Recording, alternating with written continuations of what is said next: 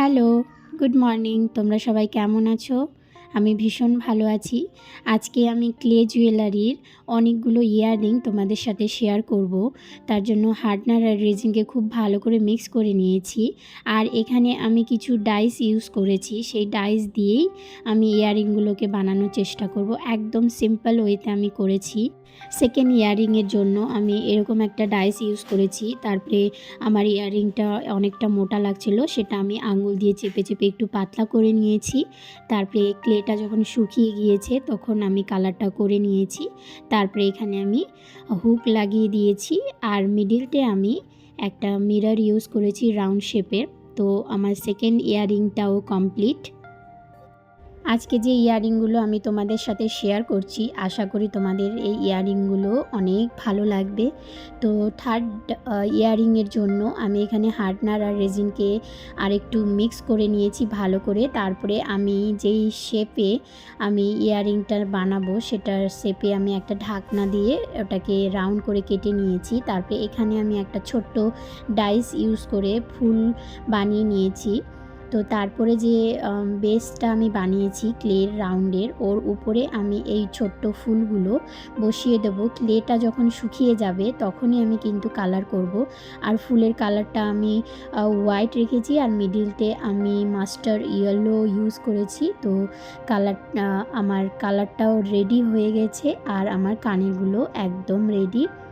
তো এই কানেরটা তোমরা যে কোনো রেড কালারের জুয়েলারির সাথে পেয়ার আপ করে তোমরা পরতে পারো। ফোর্থ ইয়াররিংটার জন্য আমি দেখো ক্লেটাকে কীভাবে রাউন্ড করছি, মিডিলটা একটু ফাঁকা করে নিচ্ছি, তারপর ছোট ছোট ফুল বানিয়ে নিচ্ছি। এখানে পাতাগুলো প্রথমে আমি বেসিক যে কাজগুলো থাকে সেগুলো করে নেব। আমি কানের যে উপরে যেটা আঙুল দিয়ে রাউন্ড করে রেখেছি সেটা আমার কাছে কোনো ডাইস ছিল না বলে আমি এটা আঙুলের উপর দিয়ে করেছি, কিন্তু ফিনিশিং খুব সুন্দর এসেছে, তোমরা হয়তো দেখে বুঝতে পারছো। তারপরে ক্লেটা যখন শুকিয়ে যাবে তখন আমি এর মধ্যে একটা আইপিন দিয়ে ভালো করে ক্লে দিয়ে লাগিয়ে নেব।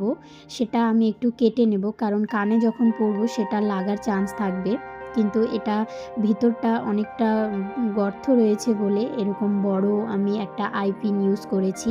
তারপরে ইয়াররিংটার মধ্যে আমি কালার অ্যাড করেছি।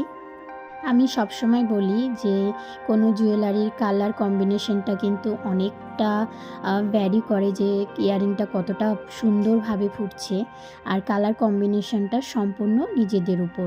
তো আমার ইয়াররিংয়ের কালার করা হয়ে গিয়েছে। এবার আমি নিচে যে ইয়াররিংয়ের হোল করেছি সেখানে আমি লেহেরিয়া অনেকগুলো লাগিয়ে দেব, সেটাই আমি করছি।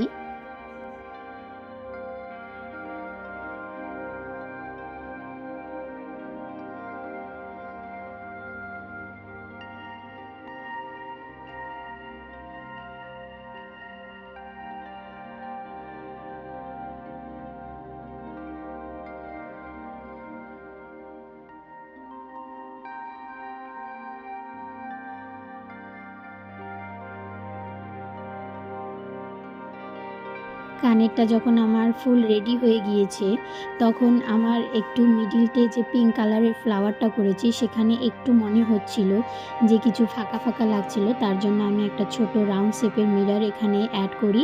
তারপরে আমি ভার্নিশ ইউজ করি।